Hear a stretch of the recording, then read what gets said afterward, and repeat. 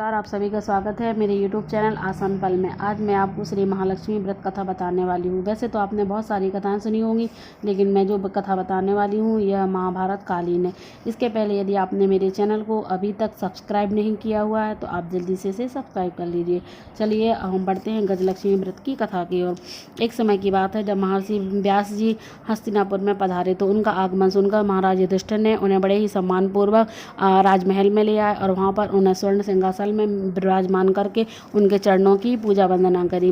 इसके पश्चात माता गांधारी और माता कुंती ने हाथ जोड़कर उनसे प्रणाम किया, निवेदन किया और प्रार्थना की। उन्होंने कहा कि हे ऋषि मुनि, आप तो त्रिकालदर्शी हैं।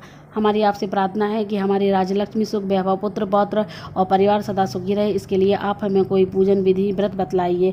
तब उन्होंने उसके जवाब में कहा कि एक ऐसा व्रत बताता हूँ जो अश्विनी कृष्ण अष्टमी को विधिवत किया जाता है। यह व्रत भादो महीने की शुक्ल पक्ष की अष्टमी से शुरू किया जाता है। इस दिन महिलाएं सुबह मन में व्रत के लिए संकल्प करती हैं और पवित्र जलाशय, नदी, तालाब किसी में भी जाकर स्नान करती हैं। स्वच्छ वस्त्र धारण करके दूबा से, जो कि ताजी होनी चाहिए, और लक्ष्मी जी का प्रतिमा पर छिड़काव करती हैं। इसके बाद 16 धागों का शुद्ध गंडा तैयार करती हैं और रोज एक एक उसमें गांठ लगाती हैं।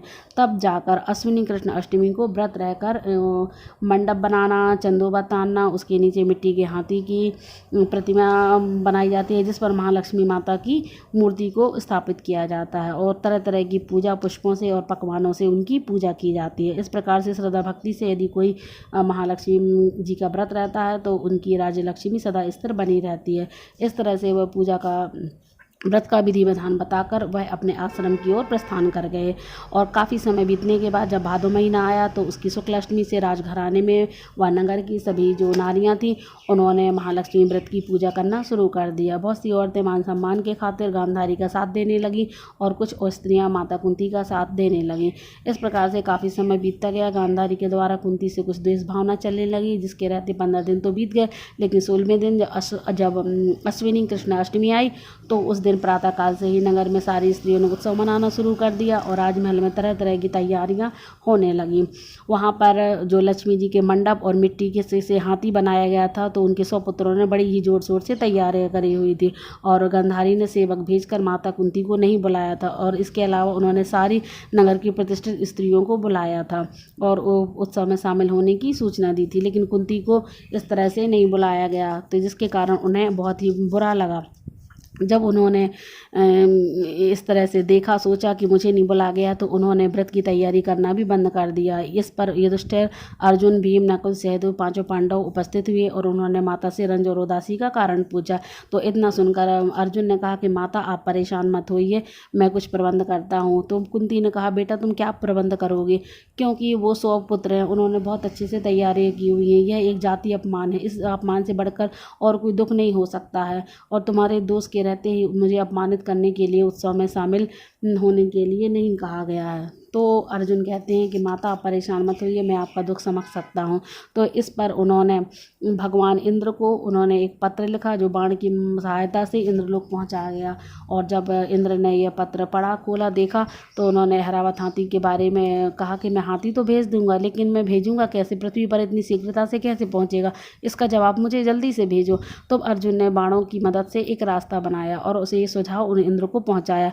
तब इंद्र ने जो सारथी था ऐरावत हाथी का, जिसका नाम मातिल था, उसको आज्ञा दी और उसको कहा कि तुम सब प्रकार की तैयारी करके ऐरावत हाथी को धीरे धीरे करके तुम धरती पर उतारो, हस्तिनापुर से ले जाना है। तब महावत ने तरह तरह के सामान से ऐरावत को सजाया और देवलोक की अंबर झूल डाली।